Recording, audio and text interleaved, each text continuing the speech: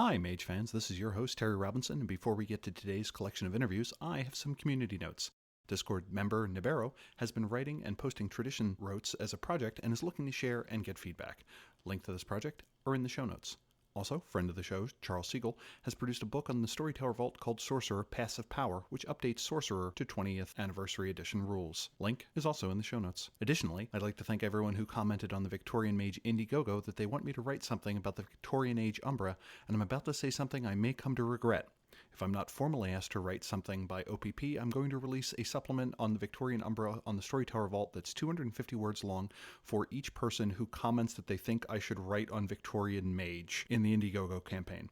Minimum 5,000 words, maximum 20,000 words, so if 30 people comment, I need to write a 7,500 word piece, which ain't bad, especially for something as small as the Umbra. Let's see if I come to completely regret this. And with that, today's show is a compilation episode and consists of a smattering of interviews I've done over the last few months of people doing actual plays and World of Darkness or World of Darkness-ish podcasts. They include the live plays of VorpalTales, which is a M20 plus Kult plus Cthulhu Mythos game, the late 90s set Technogate Umbra Hopping Episodic Chronicle, done as part of Guldan Age Stories, and Ombligo Del Diablo, which crosses V5 with M5, as well as short conversations with Nate of Utility Muffin Labs and his 2D10 podcast, and Josh, who's behind the Old World of Darkness podcast, Crossing Darkness.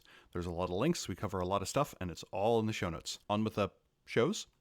My guest is Matt from the Ombligo Del Diablo live play. Did I pronounce it correctly, and is that your name?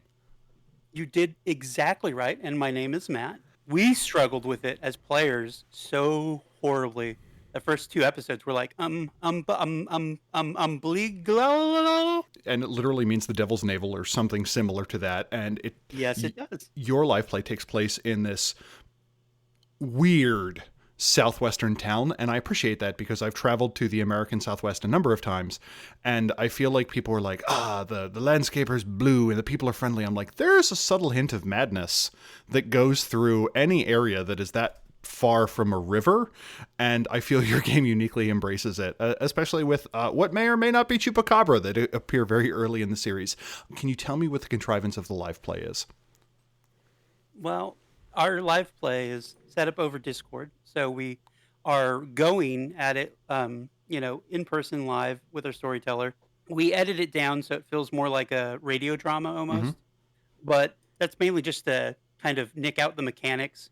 And we leave in the rules, and so many successes, so people still are understanding that something was awesome or something was really tragic, or in terms of botches and stuff like that. And But what is the setting of the game like? like you said, a bleak desert town, not a place out of time. I mean, it's modern day, but as far as like modern conveniences go, they're non-existent. It's like desperation and sadness, and like on such a level that it's affected the modernity, the technology. Like your phones won't get any reception, of course, but beyond that, they won't even hold a charge. I mean, there's electricity. I guess the idea is that the place is so backwards that the reality is kind of twisted to that backwardsness and that oddness. And the game seems to lead into a weird world, which we don't always get.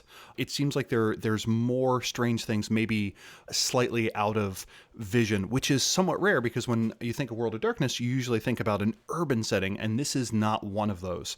Why did the group opt for this kind of remote place and maybe for this degree of strangeness? Well, I think all of us enjoy. I can't speak for our storyteller, but I felt like it was a very Call of Cthulhu themed wise, like the size of the things that were just beyond the vision, just beyond the scope of the reality for people that even are awakened, quote unquote. I mean, all of us are pretty low power starting out in this series. It's just all more enjoyable because it's not discovered, you know? Mm-hmm. I mean, none of us are from a tradition. We're all orphans, more or less. And in addition to kind of eschewing a lot of the baggage, let's say, of that Mage metaplot, one of the other things is it more or less uses a 5th edition, an attempt at a 5th edition version of Mage. From talking beforehand, you're quite familiar with Mage. You've played a lot of it over a period of time. What is it like playing this M5? And can you tell the audience maybe some of the core changes that they should listen for to hear how maybe a Mage 5th edition could work? Listening, The kind of exploding successes are interesting. More tens end up doubling, that kind of thing. Hmm. There's no reroll aspect. Same thing on the opposite. So you've got, all your ones are going to come up. It's going to end up with botches that double as they go. You have more spectacular failures and more spectacular successes in that regard. The willpower system, for instance, is different. You're not just spending a point of willpower to get a success. What does it do here? Well, you can trade non-aggravated willpowers for single die rolls, but they can't have been botches. You can use an ag per session to have your maximum successes. So if your dice pool was 6, say at something, and then you just completely botched it, and you think it's going to be the most important roll of the game, you can spend an ag willpower, and those usually replace with a whole nother scene where the characters have rested. If they haven't rested, that doesn't refresh. So you can end up with significantly less willpower that can start to affect things. In addition to that, so you have this willpower. What is aggravated willpower?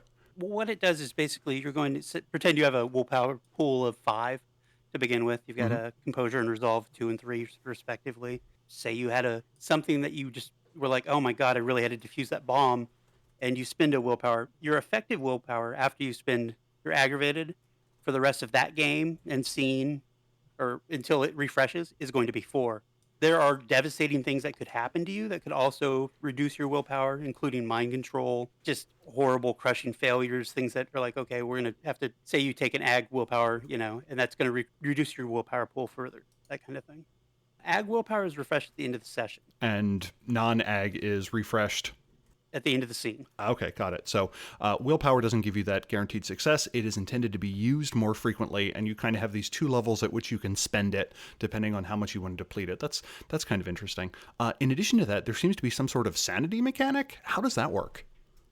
Depending upon what your sanity is, and most normal vanilla humans, your sanity starts at a 7. Most mages, usually just from the wackiness of having awakened, it's usually eroded down to a 6. That's kind of based on paradigm and backgrounds and that kind of thing. But basically, experiencing things that are traumatic or directly fly in the face of your paradigm or are just utterly terrifying, like beyond belief, will affect your sanity. And the base calculations for the sanity mechanic are you have 7, which is your base kind of human pool. Depending on how much sanity damage you take in a session, you'll take 11 minus your sanity damage is how many dice you roll. And you only need one success to not go down further. And the idea is that the further down you go in terms of sanity, the harder it is for that to have happened. So say I have a base sanity of 6 and something horrible happened. I don't know, mauled by a pack of werewolves, and it completely and totally shouldn't have ever happened. I didn't think it was possible. That could be something as high as, 4 sanity damage. So if you pass that 11, you're automatically going to lose a sanity. Say it wasn't that traumatic, it was only a 3 sanity inducing thing. I'd still have 1 die. If the die's a 6 or higher, I'm not going to go down a sanity level. And I guess as a player, having played a bunch of games, how do you like these mechanics? Do you think it's something that other people should take to their tables? Well, if sanity and character driven is what you're going for, I mean, if the emotional state of your characters is something that you're really, really taking to heart in terms of the story's inertia, Hmm. I'd definitely say yes. If it's a one shot, it's a splat, it's not worth doing. You're not going to turn into a raving lunatic from one crazy thing. It's a mechanic that's meant for longer campaigns. Okay. And you've enjoyed it so far, though? Oh, yeah, no, it's fantastic. Some of the best role playing that has been wrung out of us has been from the derangements that you pick. Because when you lose sanity, you pick a derangement that displays in somehow or relates somehow to the trauma that you experienced. A lot of games have added similar mechanics to it, so it's not a completely new game space, but it is novel to more or less add that to Mage, where I think it is perfectly fitting because of games where you encounter things that maybe you shouldn't have. Mage seems pretty high on that list. As someone who's listened to a bunch of episodes, I appreciate, one, it is very fast paced. I appreciate that people are constantly talking over each other, as would probably be the case if this were actually, as you had mentioned, were a radio drama, but also that you leave in a lot of the mechanical roles. You can very much see how the characters' actions are setting up roles and how the roles are then responded to by the players in a way that I don't hear necessarily in every live play. It is very easy for me to get bored, and it has so far maintained my attention. So kudos to you and your group for doing that. If people are interested in listening to the show, how can they do that? Our main hub is Anchor, but we're on just about all of your normal podcast streaming platforms, anywhere you get your normal audio streams, I suppose. But they should search for Ombligo, Ombligo, space DEL, space DIABLO. That's exactly right. Nice. Listen to Ombligo Del Diablo coming out every other week, or at least for the first season so far, on the podcatcher of your choice. Matt, thank you so much for joining us. Oh, well, you're welcome. Thank you for having me. Our next guest in our tour of people doing Mage live plays is Josh from Guldan Age Stories. So Josh, how you doing? Doing good, doing good. Just excited to be doing a podcast instead of being at work right now because I was a little fearful I was going to be at work until like 3 a.m. this morning. Yeah, it's one of those things where the longer the interruption goes, the odds of it wrapping up quickly, quickly diminishes, where it's like this can take 5 minutes, 30 minutes, 1 hour, or 15 hours, and there are no other options. So I've certainly run into that one. But and you run, more importantly, a Mage the Ascension live play. What's the name of it? So we do Mage the Ascension Technogate. 1999 is the series that we're currently running. And then we have Technogate, plain old Mage the Ascension Technogate for kind of little backstories on what's going on in the Technogate universe. And what would you say the Technogate universe is? Like, compared to the setting you get in the book, as it were, if you crack open M20, what changes, what iterations do you make on it? What areas do you focus about? What do you think, how would you describe what the game is about? Mage the Ascension Technogate is based around the setting that I created back in like 2015 or so called Madison Under Siege. Okay. Where we ran some events at Gen Con, did a 3-year long event where we had a series of major events that happened throughout 2016 or 2015 to 2018 is when we ended it. We did this like epic arc of ending the world. We had mages, vampires, werewolves, hunters, all working together in order to fight the Nameless. The Ascension book is the Unnamed, I believe. Okay. The Al-Aswad. Nefandi ending. Yeah. Yep. And then, so I took like that kind of version and just kind of ran with it. What I kind of wanted to do is like an end of the world scenario, basically, but I wanted to try and combine everything all together with that end of the world scenario and then do this big Gen Con event where you're all playing these really high level, powerful people in Madison that have all kind of combined together to fight the darkness that has basically controlled the rest of the world. And so it was like a really dark scenario with really high level and powerful characters to try and overcome these, epic events and stuff. So we built it off of that world. So I have this whole history book that basically goes back to the first atom and, the first Big Bang and the first, expansion of the universe and what all happens. And then we kind of break it down from there and we went through all of the wiki history basically and took that all and then moved it into our kind of universe and then wrote our own type of things of what happened in Madison and the rest of our world, but kind of tried to use as much of what is canonly findable on the internet at this point, as well as inside of books and stuff like that, and kind of, built a timeline out of the whole thing. So Technogate focuses primarily on the technocracy of Madison. So we took place, all of this end of the world scenario and stuff was in like 2015 and 2016, 2017 and 18.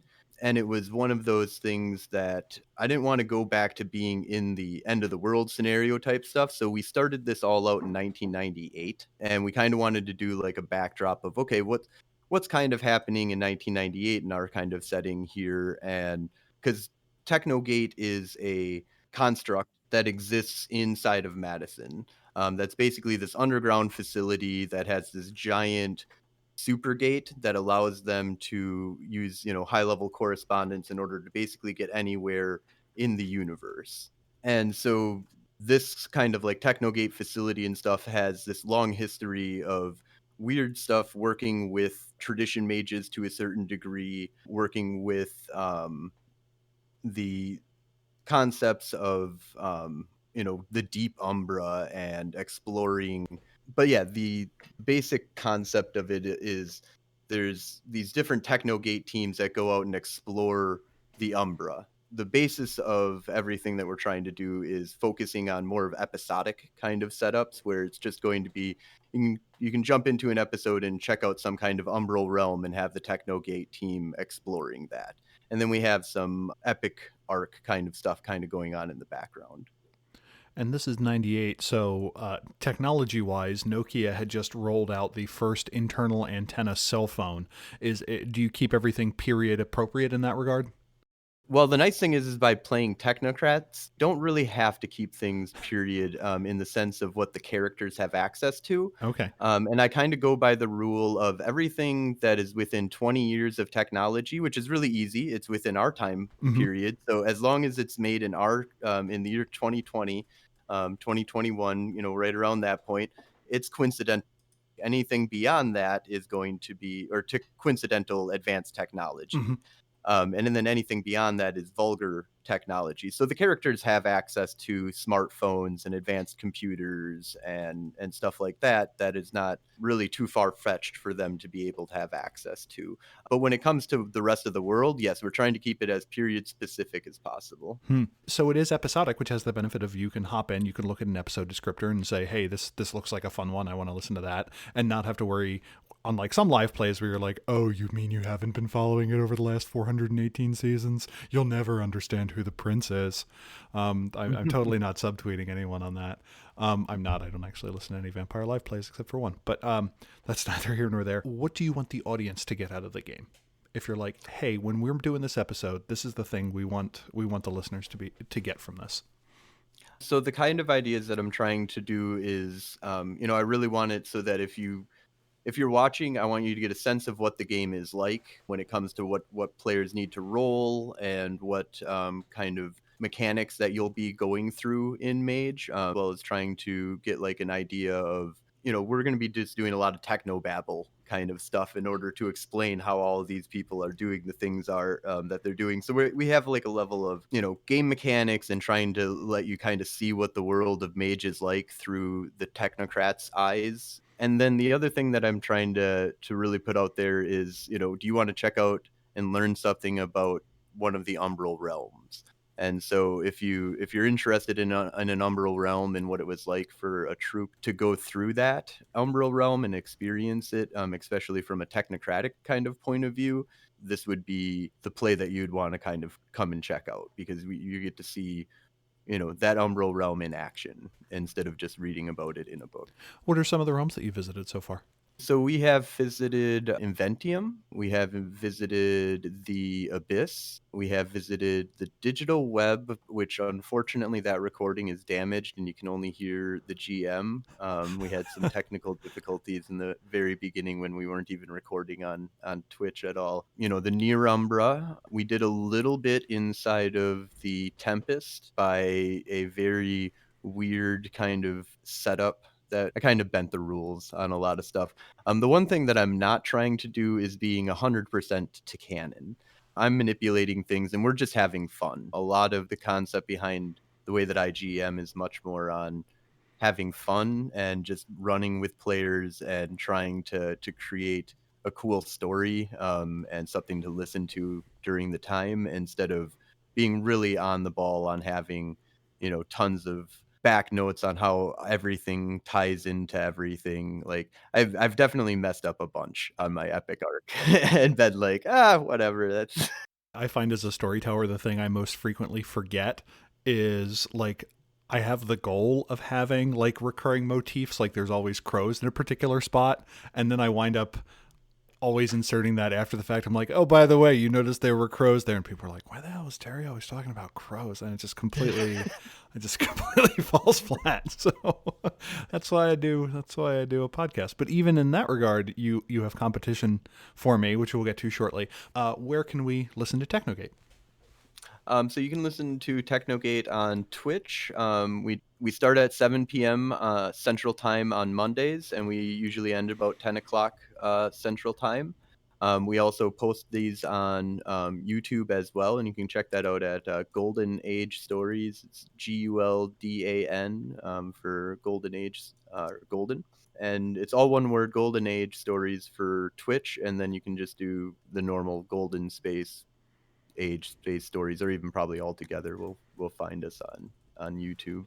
In addition to that, you do another podcast, an informational and interview show called Crossing Darkness.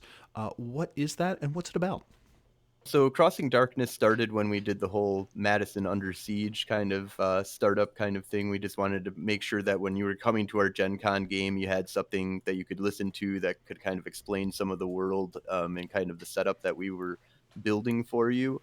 So when we finished our game, we kind of stopped kind of releasing more episodes. We kind of took a little hiatus, and when we came back, we're just trying to explore all of the world of darkness and trying to explain and kind of see the world. We go into Vampire the Masquerade, Wraith, Hunter the Reckoning, and we also try and kind of relate it to the other world of dark, or other game lines in the world of darkness. Not necessarily that you should be playing a Hunter character with a Wraith character, but what if you have a vampire that summons a Wraith, and if you want to go by the Wraith rules, you got to know what the Wraith Society is. And if you don't want to read a whole bunch of stuff, you can kind of just check out our podcast and maybe get some base ideas on these different things. We don't go into super deep dives at this point on specific game lines. Except for Mage, we do a lot of we talk about magic. I think we did like 2 episodes on magic and one episode on Mage the Ascension itself. So there's just a lot to explain in in Mage, but in general, we're just kind of picking topics. And then lately we've been reaching out to different people like Terry to kind of come on and be kind of experts or talk about different things that they're doing in the World of Darkness world. So we're just trying to have fun, and it's a very laid back, no editing live show where we just run with it. And you have a pretty good lineup of people that you've mentioned. Jacob Klunder has forgotten more about the Dark Ages than I will ever know about all of human history. You have some of your experiences at conventions. I know you and your co-host are avid convention goers, and hopefully we get to do that again at some point in the indeterminate future. Yeah, and some generic things like on how to create NPCs or some advice on world building, what fetishes are, and as you'd mentioned, the weird crossover stuff, and not necessarily exhaustive deep dives, but just hey, this thing can happen, and this is a thought you may want to have about it, which I think is something that World of Darkness in general needs, because it kind of bills itself as an integrated world, but it's only integrated if you squint.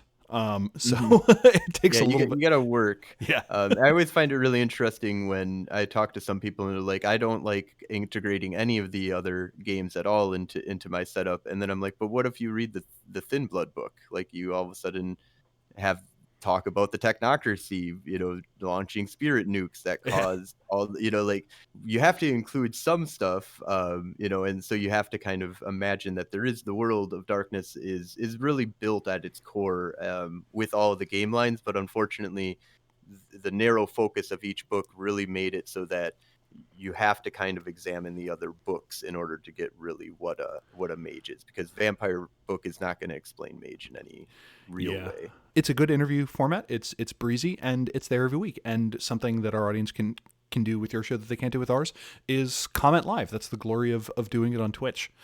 I'm looking forward to that. I mean, we've had a little bit of it. Especially when Rick Hines came on, we had a little bit of questions here and there. It's really interesting. The concept of Twitch is that if people want to come on and have their own questions and interact with us, we're totally down for doing that. And I'm interested to see, because I even do like my room is open.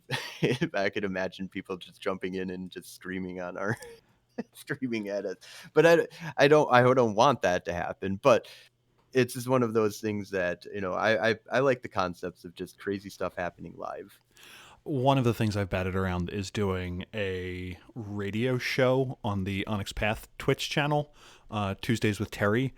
I can do that for as long as COVID lasts, but as long as COVID lasts, I probably won't have the energy for another project. So that kind of cancels itself out. But yeah, I've really wanted to do like morning radio, but for World of Darkness, like Oh, that sports would be talk. awesome. I possibly like. I just want people to come on and be like, "Fucking Brewha, blah blah blah," like obtain braid or die. Like just the fact that that could exist, I want it to exist. I have no idea if there'd be an audience for it, but like you have those weird 2 a.m. cable call-in shows where people are just screaming at each other on public access. I'm like, we could do that for World of Oh, Darkness.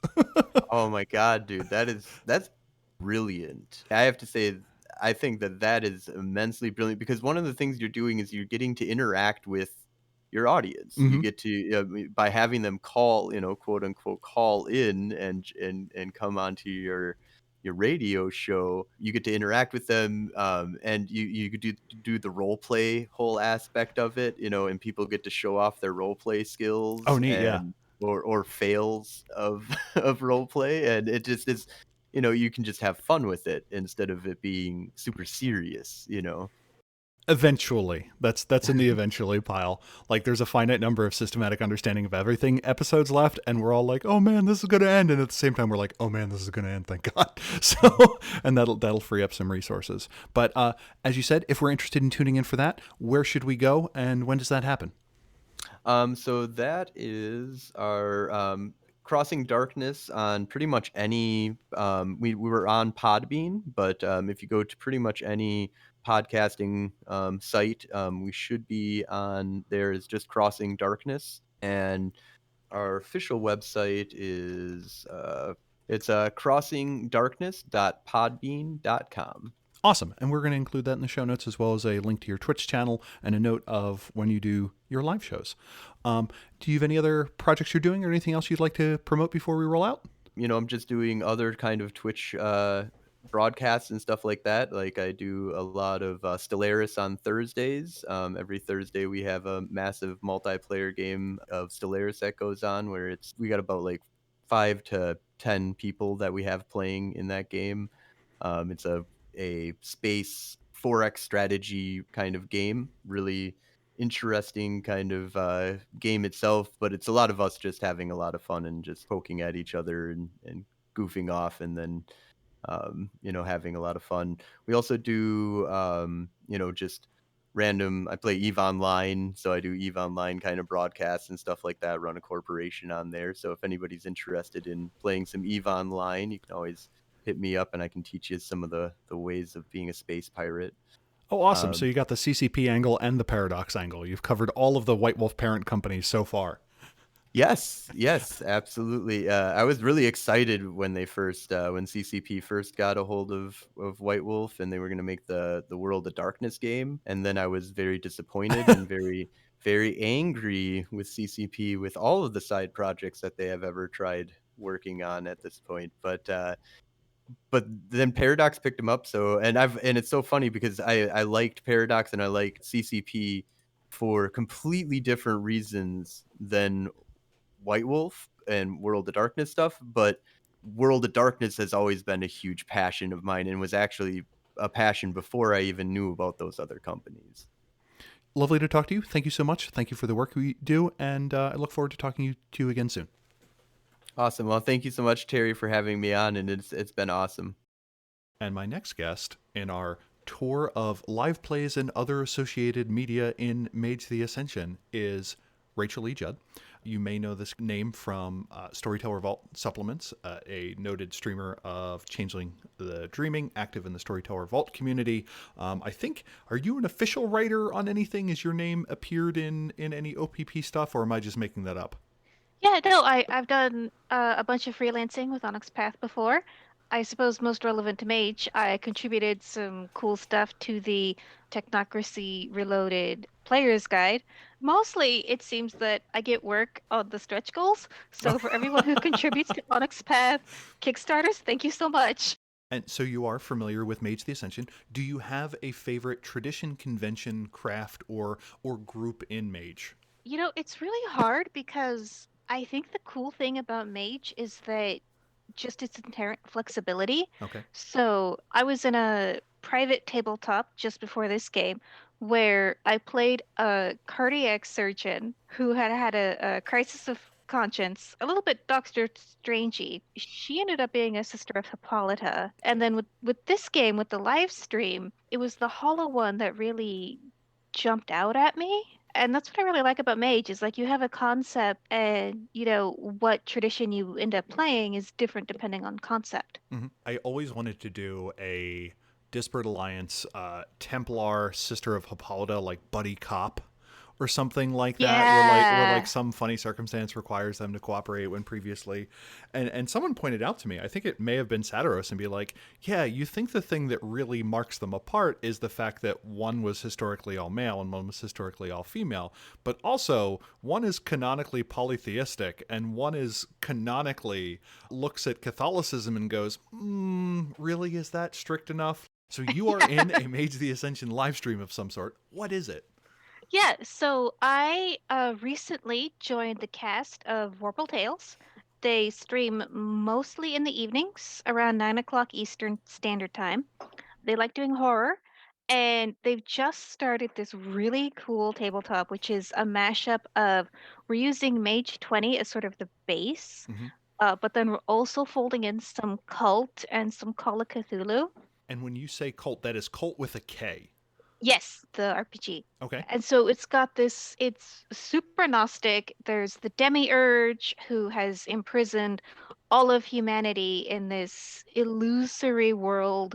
There are supernatural cops who are basically archangels. And when you're mage, you have the power to sort of glimpse the shards of reality that, this is a prison. We're all sort of trapped here. But then folding in the Call of Cthulhu mechanics, the more you realize about the truth of reality, the harder it is on your mental well-being. Interesting. So how do you represent that system wise? Like, is there a tracker on your character sheet or something? Do you use the straight Call of Cthulhu sanity points? Cult had its own system that kind of indicated how far you were off on one end or the other, and I remember it was one of those things where initially you would have moves where you move like 1 or 2 points, and then towards the end of the game you could move by 10 and 20 or 100 points. How do you represent that mechanically? So the really cool thing is that the storyteller has decided that he's going to sort of port in the Vampire the Masquerade humanity mechanic. So we're all starting with a stability stat of 10, Okay. and that's how competent we feel at life, basically.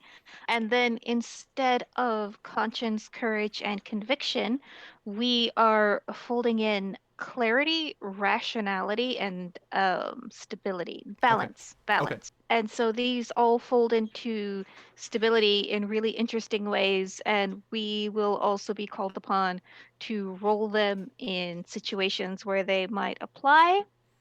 And the cool thing is we also have an awareness stat, which is stolen almost entirely from the Onyx Path Scion Supplement Masks of the Mythos, where as you gain insight into the truth of reality around you, your awareness goes up. But this also comes with drawbacks. Pretty much every time we gain awareness, we have to make the equivalent of a degeneration roll. And if we fail, we get some cool derangement or obsession or, something that's going to hurt us. One of the interesting things, though, in Cult is when your mental balance score goes too high or too low, you do get power from that. The illusion of reality has been peeled back a little bit, and maybe you can access some angelic or demonic forces there. Is there any upside to losing these things, or is this strictly kind of a horror tension mechanic to see how? Okay. Yeah, no, it's so cool. It's so cool. So our awareness stat. So if we make a deal with a supernatural being, which we can learn infernal powers, we can learn powers from the dreaming, and we can learn powers from the dead. Oh, okay. Which, like, the storyteller has not super clarified, but I'm finding a lot of really exciting implications here. Yeah. Can I be a mage who uses an art? Please? Okay, so when you say the dreaming, it is not the dreaming like the dreams of the deep ones in the Cthulhu mythos, but quite literally Arcadia. I mean, he hasn't clarified yet. That's definitely a find out and play thing. I did joke about wanting to diablerize the demon. We'll see if I actually get to do that. But yeah, so we can make deals with things for power, and then the points we get to spend on that have to do with our awareness. If I remember correctly, it's 5 times awareness, and so we just get all those free points, spend it on power. But we had to make a deal with something to get this power. So who did we make the deal with, and what did it cost? So, what is the kind of thing that kickstarted the story? So, if someone listens to episode 1 or tunes in to session 1, what does that world look like, or what is kind of getting the ball rolling action wise? So this is like really classically Gnostic in that, this world is a prison. God is the immortal divine jailer, but the twist here is that the demiurge, the immortal divine jailer, has disappeared, and nobody knows where it is. And because the demiurge isn't just tamping down on things right now, mages are starting to get more powerful, and they're starting to gain more insight. And so that's how the game will open. Okay. Okay. So this is running weekly then? Yes. Every Sunday night at 9 o'clock Eastern. And if people are interested in tuning in or following along, or if possible, catching this session 0 that they may have missed, how can they do that? We are at twitch.tv/VorpalTales. Awesome. And I will include that in the show notes along with the other live streams that are occurring within this. While we're talking about live streams, are there any other live streaming or Old World of Darkness projects that you're working on that you'd like our audience to know about? Yeah, so every Thursday night, I run a Changeling the Dreaming game that is going to be on the Onyx Path channel. And I really leaned into that Changelings reincarnate. So every season is a new incarnation. So we started in like 9th century Wales, and now we're in Victorian England, and my players have decided to pick a fight with the technocracy. That's a lot of fun. That is on the Onyx Path channel, 9:30 Thursday night. And then on every other Wednesday, I'm on Plastic Age Plays with Travis Legg.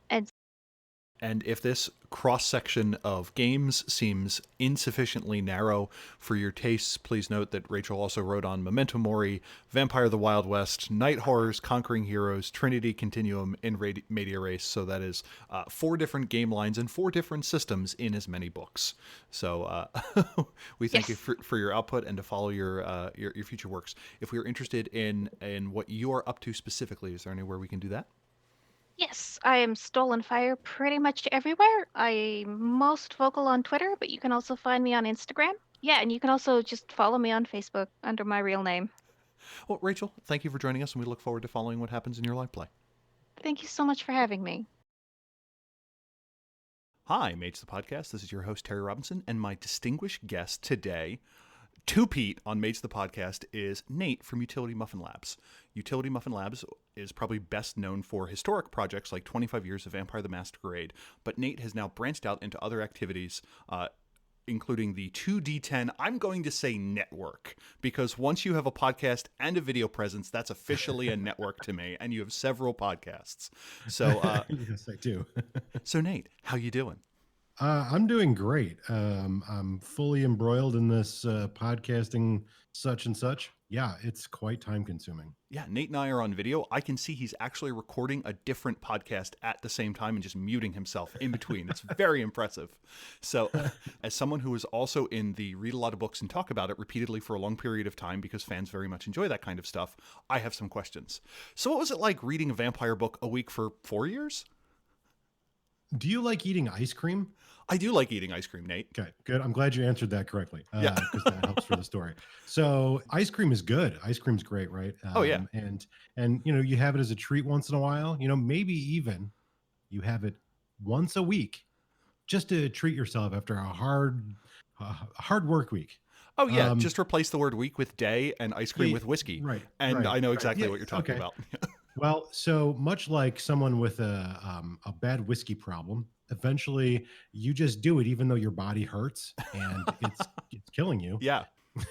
and you just keep doing it and keep doing it. So yeah, that's basically where it was. Once I got to like the bottom of the Dark Ages barrel, like very close to it, like we'll call it mid 2000s of Dark Ages, I was like, I think I'm just going to quit reading books. You refused to read stop signs and everything. It was very problematic from what I I understand. was like, I can't read. Someone would mention a game and I'd be like, no, I'm done. I don't even talk about it. But no, to be fair, I love reading. I love reading gaming books, especially ones that are full of story and meta plot, because like I don't really care about the math of the game. That's not really what's so important to me, is like the world building and the stories you can tell in them. And eventually when you start to like read every story in the world, you're like, no, I've made a huge mistake. I've made a massive error in judgment. So yeah, now I'm back to reading normal books and occasionally reading gaming books for things like character creation or storytelling, Mhm. what normal people do. So I'm curious, how did reading every book change your opinion of vampire, if at all? I don't know that it changed my opinion at all, but I do feel like I saw that over the course of at least from first edition all the way up to the end of revised, there is definitely a very clear distinction of like the cooks in the kitchen. Mhm. The broth changes slightly as every edition comes out. And sometimes it's consistent, and you can see sometimes developers, writers, or what have you make an effort to either fit their story into established meta plot, or they're like, how can we just maneuver this meta plot to make this new story make sense? Hmm. And so it's not, I don't have like a better or worse opinion of it. I know it's a business. I know we're in the business of making games and telling meta plot because that's what urges you to buy it. But really, it did like take away a lot of the mystique and go, oh, we're customers, we're consumers, Mhm. and they're creators making things for us to buy. And that's why we get new editions. Yeah, that was particularly on the nose with Revised when in the Mage line, Jesse Heinig talked about, yeah, we looked at the sales figures and realized that a supplement sells about 40% of what a core rulebook does, so why not make more core rulebooks? Which set off arguably the most potent edition war that has ever existed in Mage, which maybe isn't saying much. I remember reading them as a kid and they felt much more connected because you never read 3 books in 3 weeks. So any little Right. oddities or inconsistencies never seemingly cropped up. I was just going to say, and even as a storyteller, when you're sitting down to create a game, you are not bringing with you the full weight of 20 years of meta plot. You're bringing what elements you envisioned for your story, Mhm.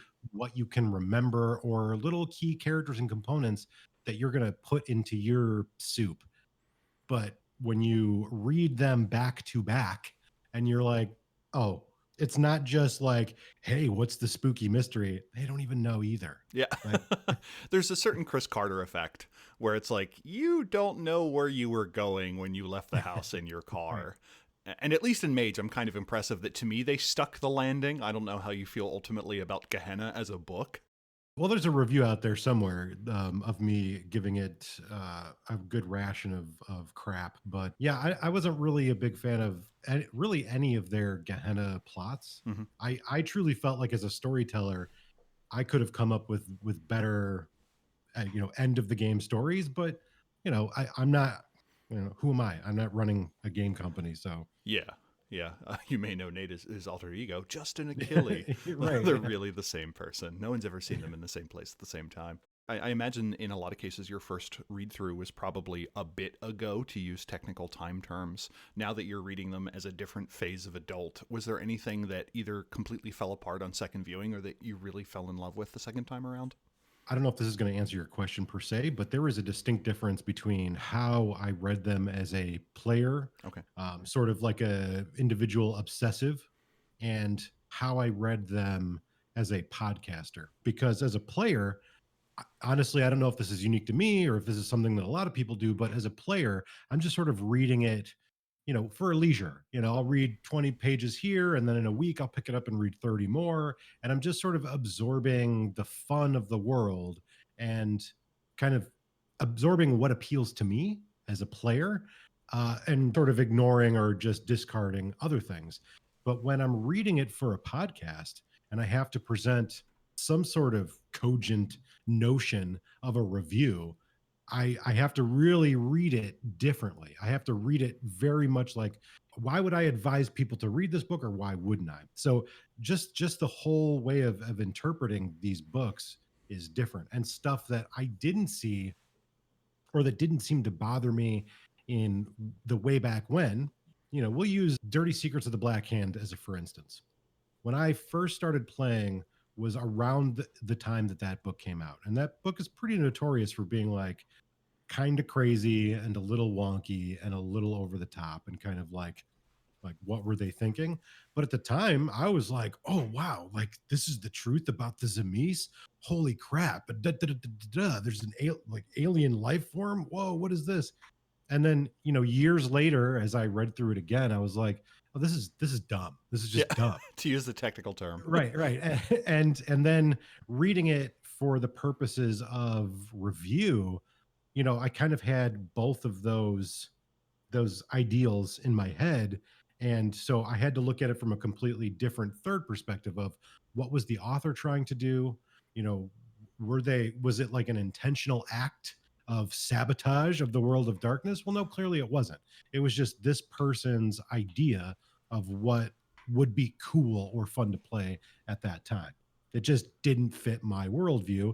And, also I learned my worldview isn't the only one. So shut up and let other people have fun.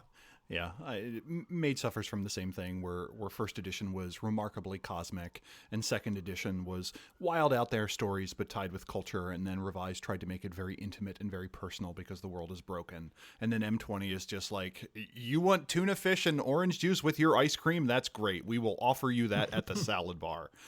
So I certainly appreciate that. But now that we've spent 10 minutes on what you have done, what is 2D10?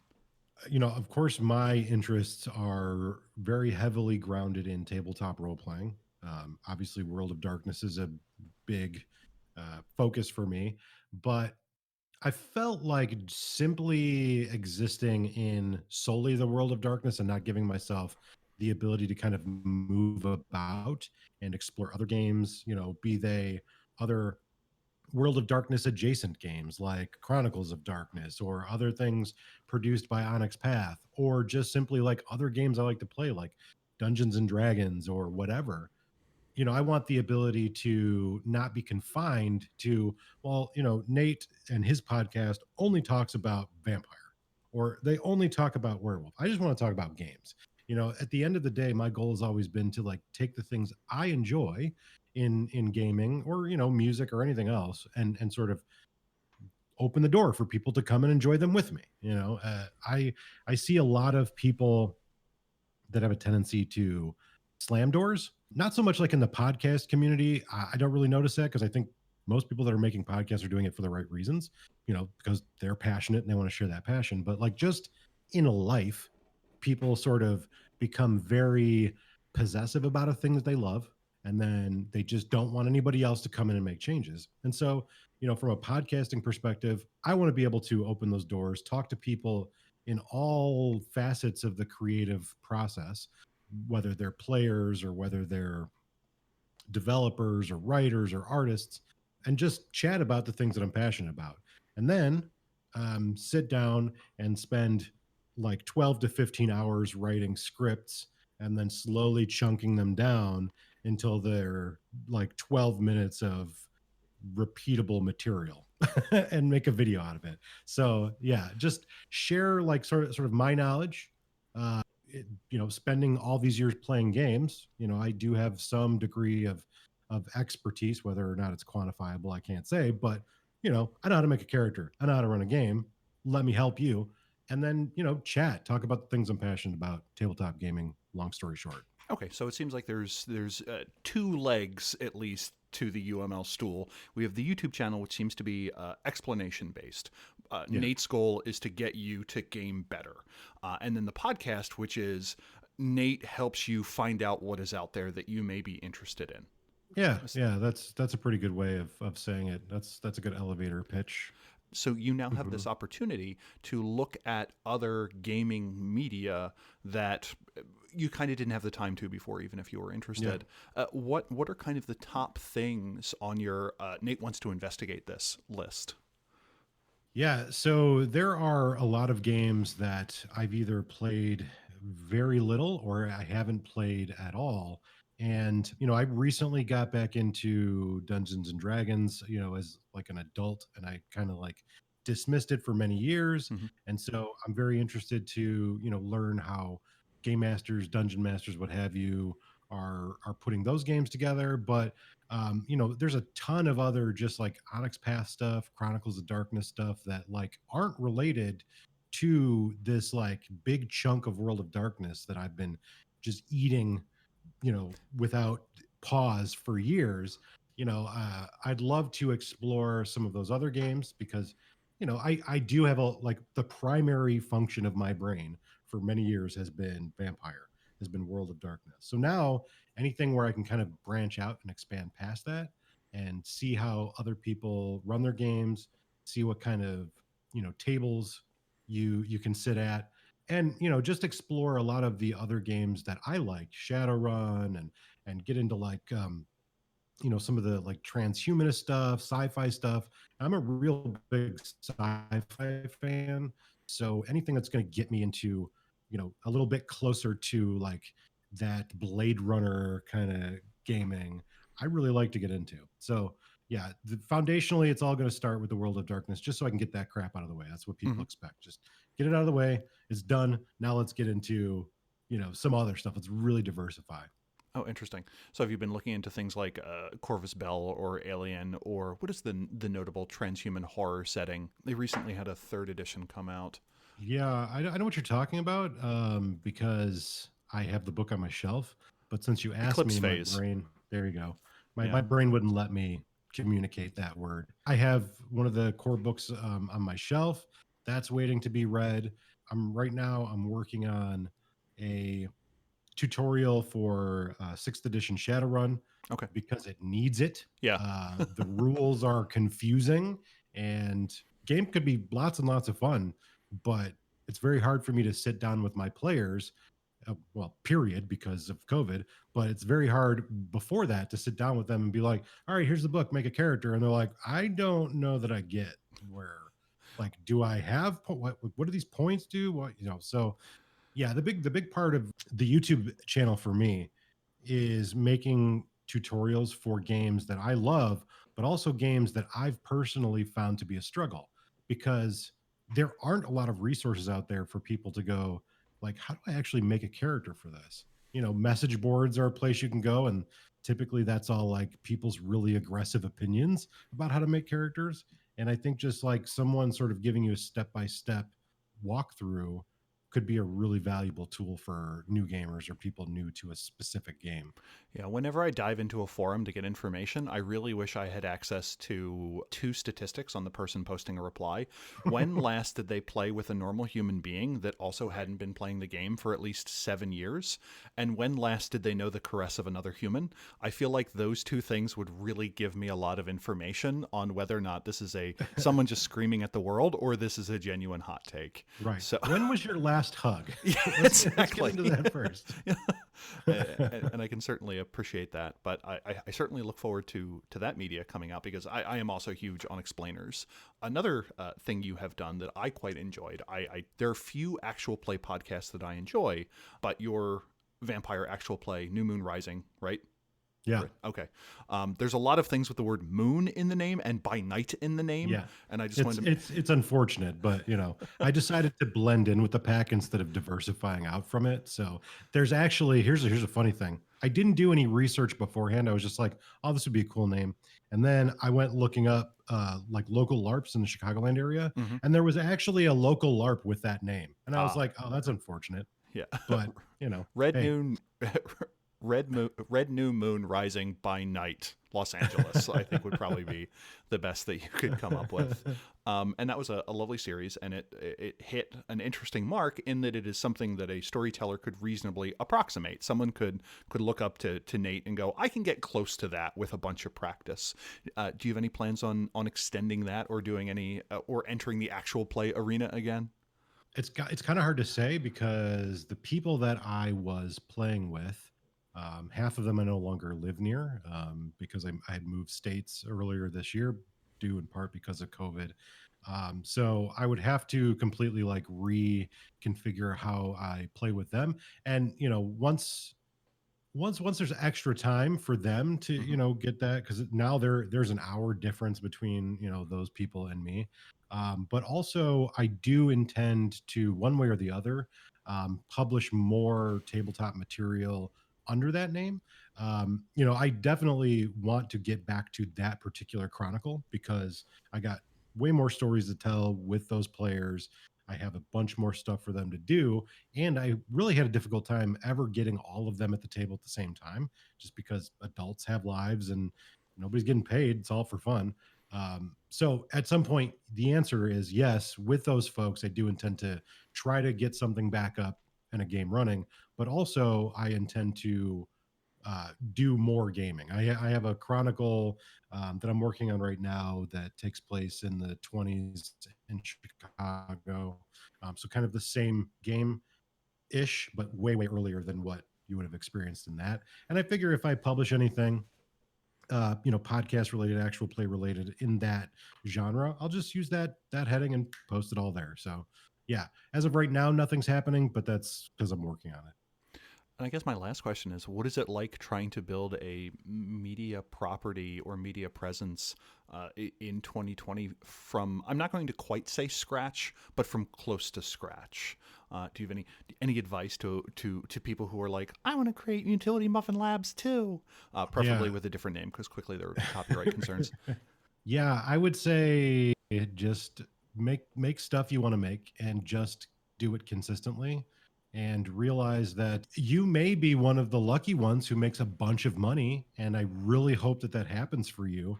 But for the rest of us, it's just going to be a lot of work, and the rewards are not likely to be abundant in the numerical sense. However, they will be emotionally rewarding. But if you decide that this is the hobby that you want to pursue, or pursue it further than a hobby, you just have to do it, and you have to be consistent. And it doesn't matter if here's an analogy I made yesterday. Um, I'll go back to my personal life here for a moment. My wife is also trying to create something from scratch, something adjacent, to the podcasting, YouTube, whatever. And she's like, I looked up online, and there's like 5 other people that have this focus and do this and do that. And I was like, okay, but there's 6 Terminator movies. So like, it's okay if there are people who are doing something similar to you. Don't use that as your basis of success, because they're not you. And I watch a ton of YouTube videos, and I watch videos that are better written and better produced, and they have better equipment, and they also have teams of 6 people. So they all started somewhere. Some of the biggest YouTube channels, some of the biggest podcasts just started with 1 or 2 people just working really hard. And if it's what you enjoy doing, that's what you should do, and work really hard at it, and hopefully the rest will follow. But yeah, if you're jumping into this thinking you're going to be a billion followers and making millions of dollars, that might be not the correct way to look at things. Just do it. That's my advice. Just freaking do it. Yep. And once you do, if it doesn't completely suck, and this has a relatively low barrier compared to what people do, Nate or I will likely want to talk to you about it. Right. And if we would like to follow what 2D10 is up to, where can we do that? This information will also be in our show notes. Well, the best place to go is my website, which we've mentioned like 6 times already. It's utilitymuffinlabs.com. I know that's a very strange address, but it's really not that weird. Utility Muffin Labs. It's where we build utility muffins. Also, you can just look on YouTube for 2D10. You can look up 2D10 on all the podcast platforms, I believe. Yeah, and if all else fails, just go to my website, because there's literally links for everything in every episode I post. So yeah, I use 3 random words as passwords for a lot of sites, and I was disappointed to find out that one was already taken in the form of Utility Muffin Labs when I went to find it.